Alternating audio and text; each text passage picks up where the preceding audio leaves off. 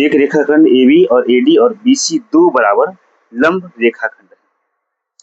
लंब माने क्या होता है कि यानी कि 90 डिग्री यानी कि समकोण को हम लंब बोलते हैं। यानी कि जो रेखाखंड पर आपका जो समकोण बनेगा, जैसे ये हो गया है, इसे हम, ये देखिए समकोण है, ये है लंब यानी कि 90 डिग्री है ये।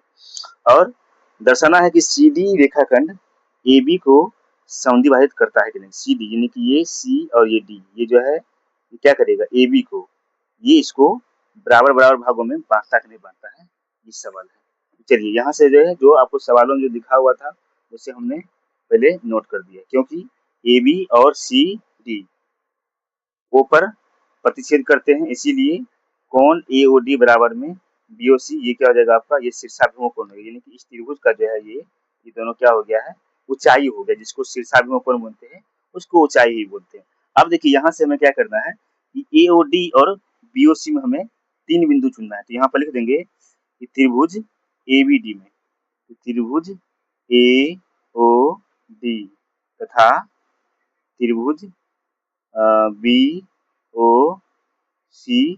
में, ये दोनों मतलब कि हमें 3 ऐसे बिंदु को चुनना है। तो 3 बिंदु क्या क्या है समान लेंगे, उसके बारे में पहले इसे लिखना है कि देखिए AOD और BOC, सबसे पहले इसे लिखना है क्योंकि हमें ये दिया हुआ है पहले से। यहाँ पर लिखेंगे त्रिभुज AOD बराबर में BOC, बराबर में BOC, ये दिया हुआ है। कहाँ से दिया हुआ, समीकरण 1 से दिया हुआ है, जिसे हम समीकरण 1 माने थे उसे दिए। समीकरण 1 है तो यहाँ पर लिखेंगे समीकरण 1, समीकरण 1 से हो गया है। उसके बाद देखिए इसमें अब क्या अगला होगा, इसमें अब जो है दूसरा बिंदु हमें और क्या मिल सकता है। तो देखिए यहाँ पर D और A, ये देखिए ये वाला कौन, DAO, DA किसके बराबर में, DAO, ये बराबर है CBO के बराबर में, या OBC के बराबर लिख सकते हो। चलिए तो क्या लिखेंगे, DAO, कौन DAO बराबर में कौन क्या हो जाएगा, CBO, ये क्या है, इसे हम लिखेंगे, इसका प्रत्येक कोण कितना है, 90 का, क्योंकि आपको देखिए इस A का भी मान कितना है, 90 डिग्री है, और B का भी मान कितना है, 90 डिग्री है। यानी कि यहाँ पर जो दिखाया गया है ये कितना होता है, ये 90 डिग्री का कोण होता है, ये वाला, ठीक। और ये इसीलिए यहाँ पर जो है लिख सकते हैं यहाँ पर प्रत्येक 90 डिग्री का कोण है। उसके बाद यहाँ से हम इसको क्या लगते हैं, हमें 2 मिल चुका है। अब तीसरा क्या लेना है कि AD बराबर BC, जो कि हमें पहले दिया हुआ, उसको भी लिख लेंगे। यहाँ पर लिखेंगे AD बराबर में क्या लिखना है, यहाँ पर BC लिखना है, BC, जो कि हमें दिया हुआ है।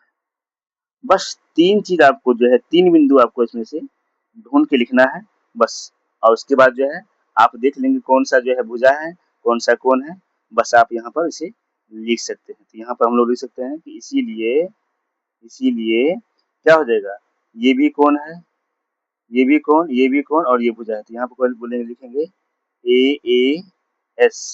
AS नियम से।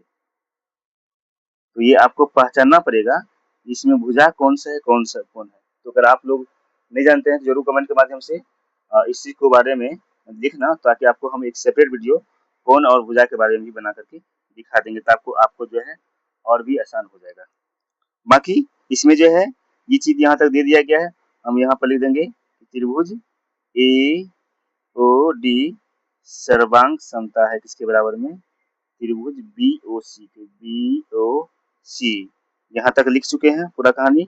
अब ये जो है आपका, इसमें एक चीज हमें और ढूंढना है कि देखिए OA, ये OA बराबर किसके बराबर हो जाएगा, ये OB के, यानी कि एक रेखा पर बना हुआ है, और ये क्या है, संगत भुजा बराबर होता है, तो वो उसके सामने वाली भुजा क्या होता है, बराबर होता है। तो हम यहाँ पर लिख सकते हैं कि OA बराबर में OB बाय CPTC, इसके माध्यम से ये लिख सकते हैं, ये हो गया आपका प्रूव हो चुका है।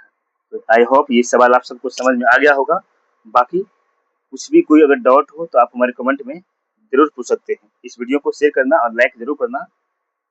फिर मिलते हैं किसी दूसरे सवाल को लेकर के।